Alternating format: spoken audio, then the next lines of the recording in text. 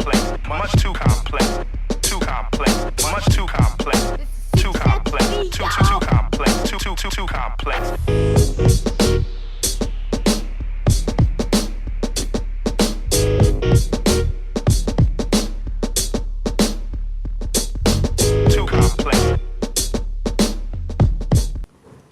Good afternoon. My name is James K. Holder II. Some of you may know me as Sir James II, and I'd like to welcome you back to Not on My Watch. As always, I'd like to ask you to like, share, comment, and subscribe. I want you to retweet this video and repeat this. If you're watching, today is Friday, September 21st, 2018, and I want to first start this series off by thanking you for tuning in to our Season 4 premiere of Not on My Watch. As you know, we have been taping this show since Inauguration Day 2017, which was January 21st, 2017. And we've come a long way, and a lot of things have changed in that span of time, but we are now approaching the very, very consequential midterm elections, which are exactly 44 days away. And before I proceed with the content of this series, I want to point out that there has been a change in the structure of how these shows are going to be created. I am the original creator, director, host of Not on My Watch. I thank you all for tuning in over the years. And there has been a slight adjustment in the sense that now Not on My Watch is a featured program of Human TV. Human TV is an incorporated nonprofit organization registered in the state of Georgia, and therefore I want to personally tell you and professionally that the views expressed by me on this series do not reflect those of the board of Human TV. That said, I want to jump right into what's going on in these United States of America in an episode that I like to call Pledge Allegiance to the Facts. Now, we have a lot going on, as we have for some time in this country. Many of us, some of us don't know that there are three branches of government. I do think that and we know that those are the executive branch, the legislative branch, and the judicial branch, which includes the Supreme Court of the United States of America. For quite some time, many have assumed that at least one of those branches was defunct. I have stipulated that all three have been defunct for quite some time. And I want to just kind of go over what I see as the facts and where we are in the United States and how we proceed as a union to move forward. The country has been entranced by what is going on with the potential confirmation of Judge Brett Kavanaugh to the Supreme Court of the United States. Now, this is currently taking a turn this week to focus almost exclusively on the testimony of Dr. Christine Blassey Ford, who at the time was 15 years old when she was sexually assaulted, according to her, attempted rape, according to her, by now Supreme Court Justice nominee Brett Kavanaugh. Why is this significant? It's significant in many ways, but not in the ways that I think many people are talking about it now. I do think that it is becoming a referendum. Even before Dr. Ford became a figure in this entire discussion, the appointment of Brett Kavanaugh became a referendum on choice. And because it is very well known that his position on Roe v. Wade is to overturn it. If Brett Kavanaugh is, placed on the Supreme Court to replace Justice Kennedy, he is there in order to enforce certain policies, one being the overturning of Roe v. Wade. Another is just to kind of play along with a GOP scheme of very ultra-conservative positions when it comes to the Constitution.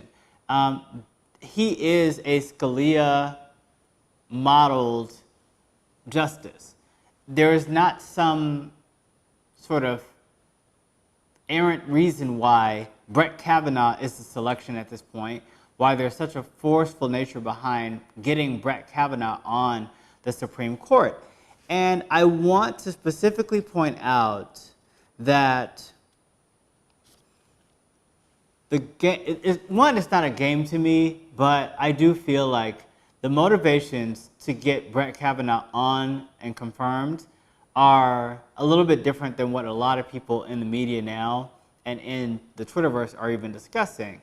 And I want to play a brief clip. Now, this is a clip from Mitch McConnell, who is basically using the exact phrase, "We're going to plow right through it."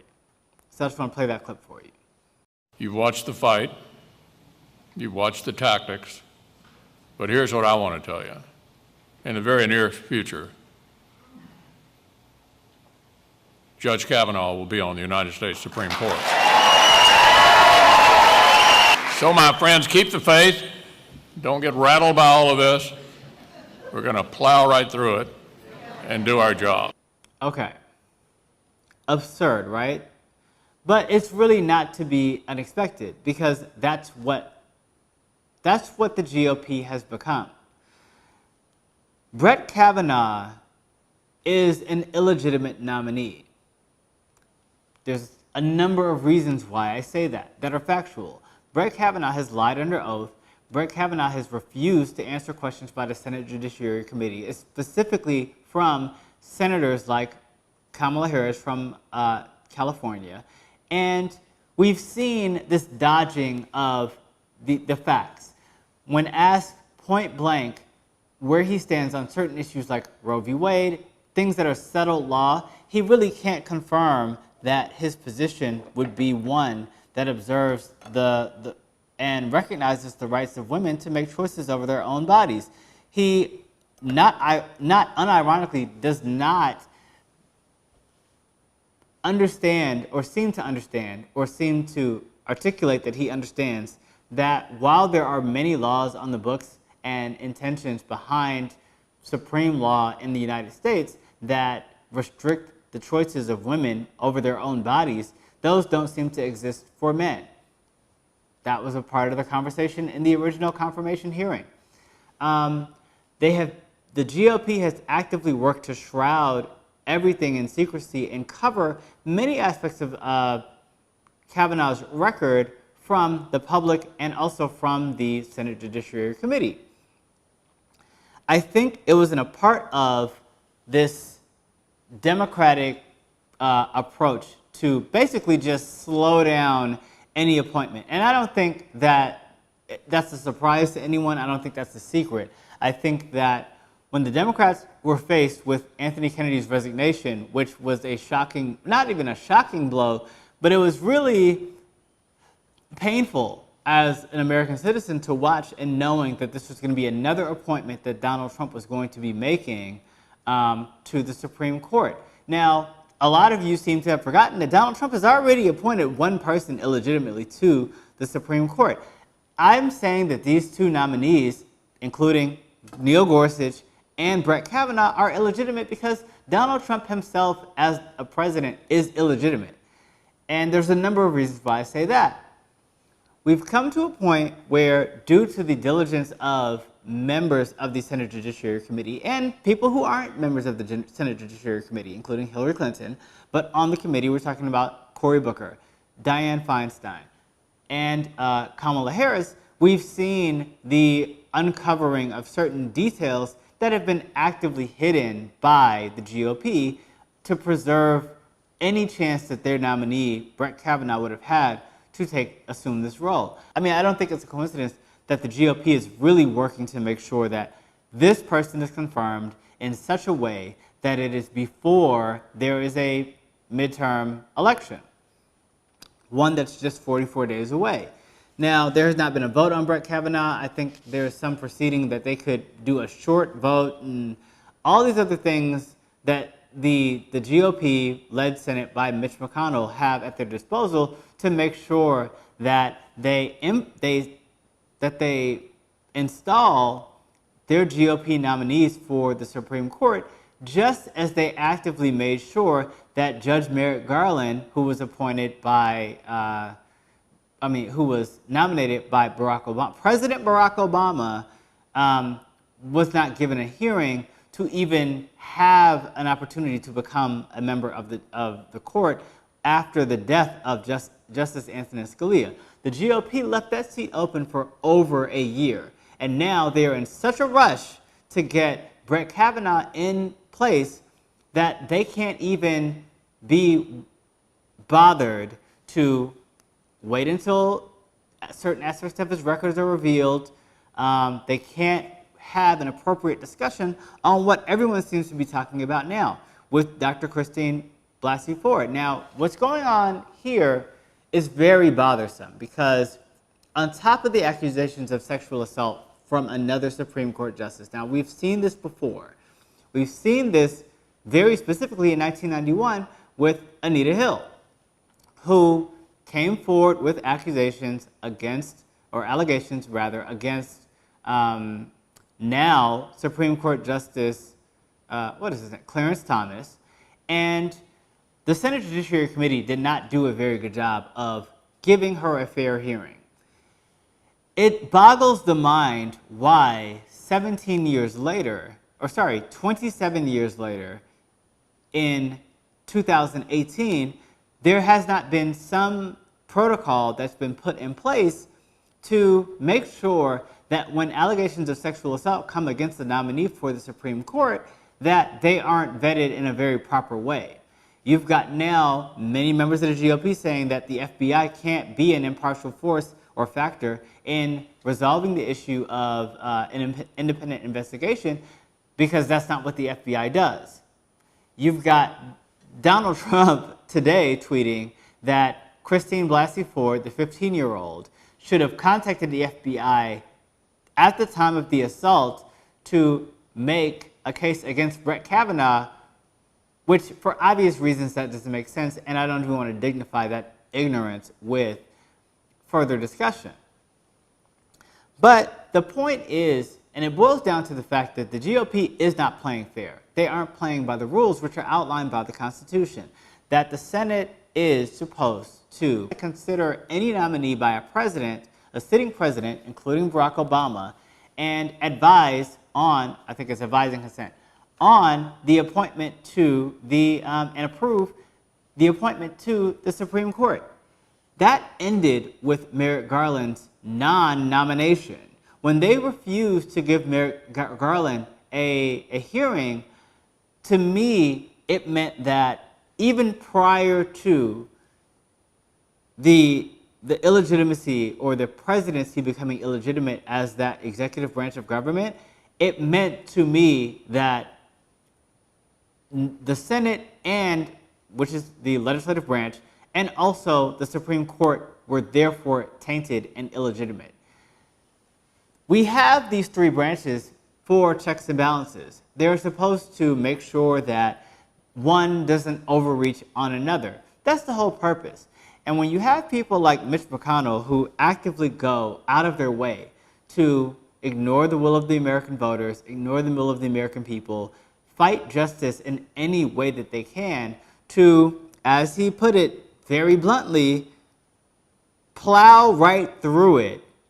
I mean, and the symbolism and imagery on that are not lost on me. But it's just so gross that there is this motivating factor to place someone as, I believe, unqualified and illegitimate as Brett Kavanaugh, who has perjured himself already, proven to be a liar, proven to be not willing to respect the rule of law, or, and thumbs his nose at an investigation being done by women, which is further evidenced by his treatment and his responses in the interrogation of Dr. Blassey Ford. Now, thankfully, Dr. Ford has agreed to testify before the Senate Judiciary Committee next week. I don't know what that's going to look like. It sucks that she's going to be put on the stand and having to confront the allegations and confront the trauma that she experienced in this sexual assault, alleged sexual assault. But this is where we are. And it comes down to the fact that the people in power will stop at nothing to take away the rights of women, queer people, people of color, the poor, everyone, the disabled. There is a concerted effort to overturn any wing of government, any branch of government that might have had our backs. And so it does suck that the weight of all these things comes down to Dr. Ford, but unfortunately that's where we are. And on Monday, we will see what is put out there. I think Brett Kavanaugh will have an opportunity to respond by Thursday via the hearings. There's a lot of different nefarious tactics being used to really discredit this woman. And it's not even as small or insignificant as just the traditional bot forces and trolls on social media. But the president himself, Donald Trump, is actively tweeting from his Twitter account and harassing this woman, trying to discredit her, trying to take away any reasonable assumption that what she's saying is the truth. And if you can really discredit her and simultaneously discuss how much of a good guy Brett Kavanaugh is, and then underscore that with the immediately preceding GOP president, George W. Bush, for some reason, who's reared his ugly head and is now talking about how much he supports Brett Kavanaugh. And I'm just kind of like, George W. Bush, you are the worst elected president in the United States, once elected. You're not out of the woods on, war crimes charges, really. Like, we don't know where all that stuff should land on you. And yet you have the audacity, the unmitigated gall to put your paintbrush down and now start talking about how much you advocate for Brett Kavanaugh, the alleged sexual assaulter. I think that's absurd. I want to focus on the fact that we have a lot of different weaknesses in our system.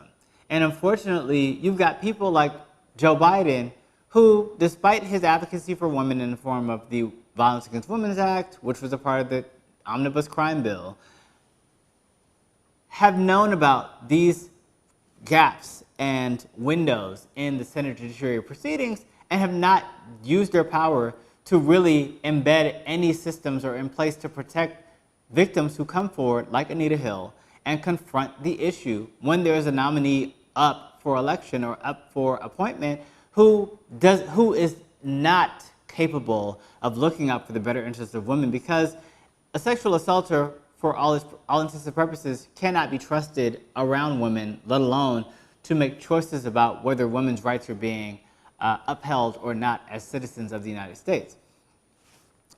I blame Joe Biden. I blame the GOP. I want there to be a reckoning for Anita Hill, and I don't think that's going to happen. Anita Hill wrote a nice op-ed in the New York Times. Perhaps she could have chosen a more credible source to write an opinion article, but it didn't happen. And she discussed and she outlined a lot of the things that went wrong when she testified, and she even did another interview. Several people have done interviews this week. I will not go over those interviews per se, but I think when it comes down to it, we are in a battle for the soul of America in two ways. One, this specific seat that's for the Supreme Court, but then two, the 44 days from now, America is going to be voting for midterm elections. That means within 14 days, the time to vote or register to vote in many of your states is going to elapse. So if you are not registered to vote at this point in your state, if your registration is not current, you need to do that now. You will not have a lot of opportunities to do that. You have 2 weeks. So you need to get to whatever website is responsible for that in your district or in your state, and make sure that you are on the rolls, that you are prepared, and you've done your due diligence to make sure that you can have your voice heard in this midterm election. Now, I want to point out separately that while I admire what the Democratic strategy to forestall the appointment of Brett Kavanaugh has it's given a lot more hope to many American citizens who are on the progressive side to believe that maybe there's a way to stop this appointment. I find it hard to believe that that's going to actually be the case. And I don't want to discourage anyone, but it's sad because you've got such a forceful position from Mitch McConnell, who is not saying that they're going to appoint or they're going to fill the vacancy before the midterm election or before any, further progress with the Mueller probe to prove that Donald Trump is not the legitimate president of the United States. But you've got a situation where they've decided on Brett Kavanaugh, and that's who they want in. Come hell or high water, that's who they're going to try to get in.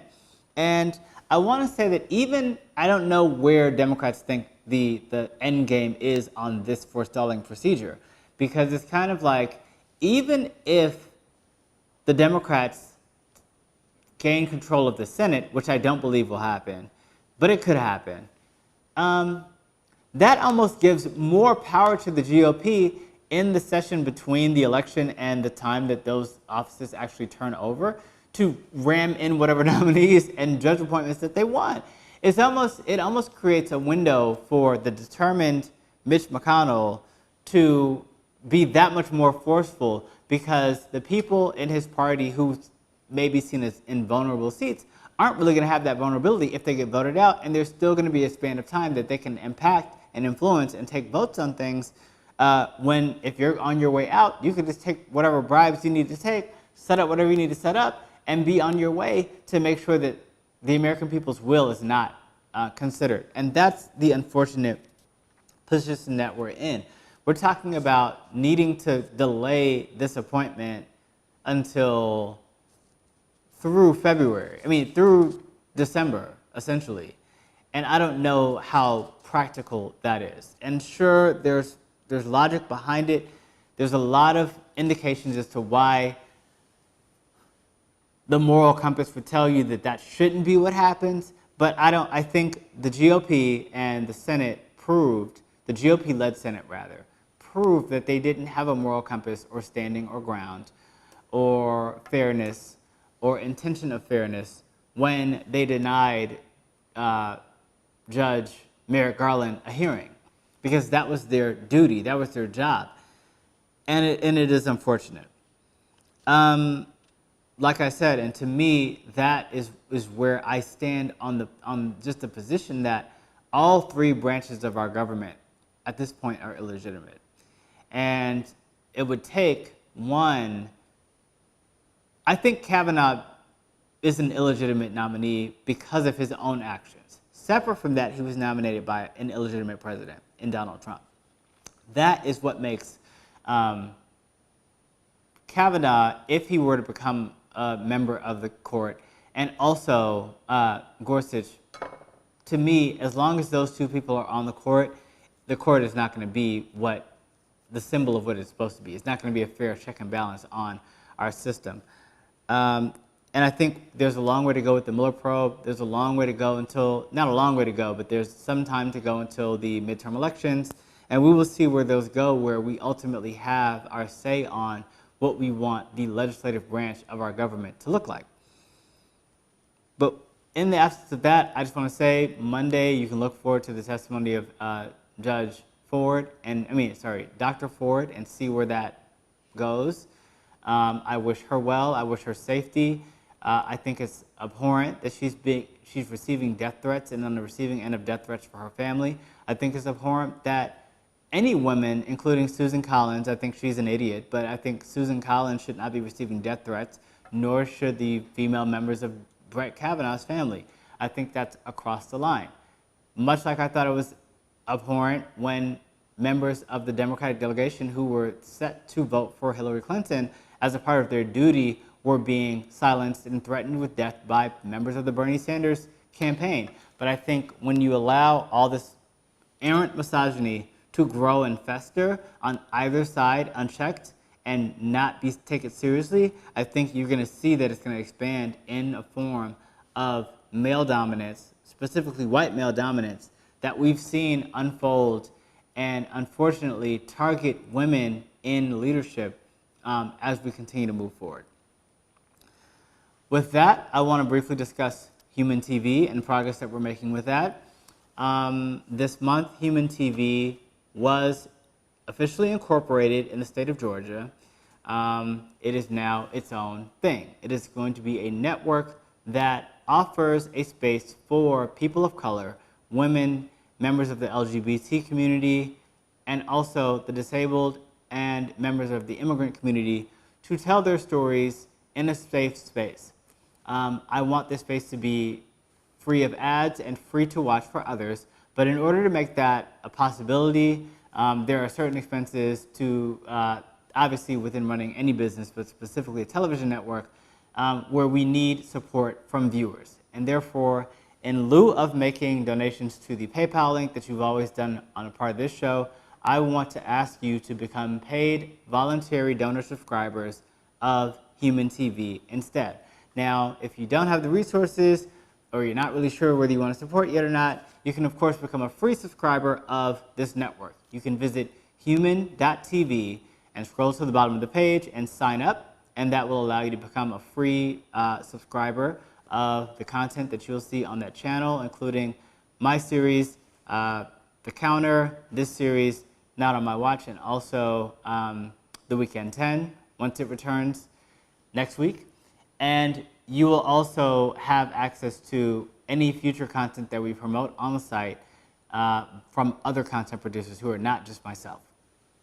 There are three suggested donor contribution levels. One is the producer sponsor level, which is a $10 monthly donation. The second is a hero sponsor level, which is a $50 monthly donation. And the final is a superhero or shero level contribution, which is $250 a month suggested. And all of those donations are tax deductible. From whatever you donate at this point through the year, you'll be able to write off on your 2018 taxes, which is significant, and it's a big deal to keep that up and going. Separately from that, you can also donate at any volunteer level by clicking the donate button on the human.tv page or human.tv/support, and that will give you more of a clear, straightforward view of the buttons that you can make a choice and subscribe at any donation level as little as $1. So even if you can only afford to subscribe at $1 a month, you would click the donate button, select $1 as your donation, and then there's another box right under the amount that you can click and say, make this a monthly contribution. So I really appreciate any of you taking the time to consider becoming a subscriber at any monetary amount or for free.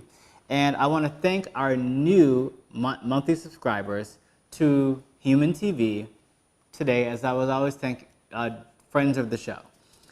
Those are Linda G, Amy B, Richard S, Kim C, Rachel B, Elizabeth C, Donna G, Heidi W, Sakai F, Danielle C, Raj B, E, Kelly F, Jean S, Deborah M, also Bristol Ridge Alpacas, and Karen W, and also Karen B. So I want to thank you all for making contributions to the show. Again, you can visit human.tv/support to subscribe today. You also have the option to use the PayPal Me link, which is paypal.me/humantv to make a one-time donation.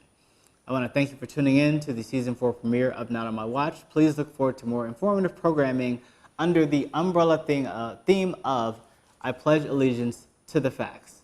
Thank you, and remember to relax, relate, and resist. Too complex, much too complex.